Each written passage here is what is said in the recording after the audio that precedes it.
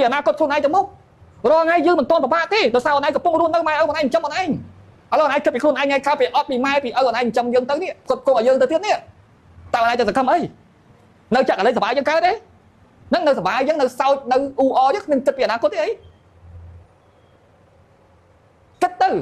កុំអាពឹងលើម៉ែឪរហូតឪពុកម្ដាយយើងទៅជួយយើងអស់តែអត់ជើងគាត់លែងជួយហើយតើបើឲ្យយើងមករៀនមកសូត្រហើយយើងមិនប្រឹងមិនប្រែងខ្លួនឯងទៅទៀតនេះតើណាតើម៉ែឪណាមកជួយយើងទៀត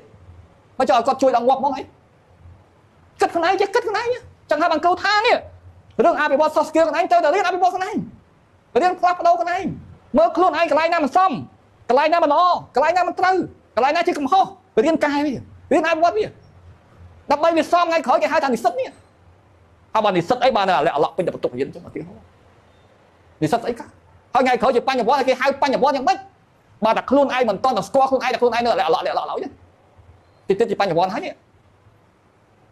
គិតអនាគតឲ្យវែងឆ្ងាយណាគិតឲ្យមែនទេតិចមានកូនតែខ្មាស់កូនយ៉ាត់កូនឌី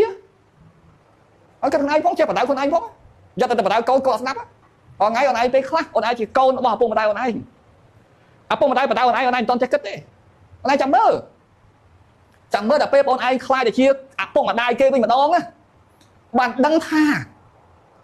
អំពើអ្វីដែលអូនបាន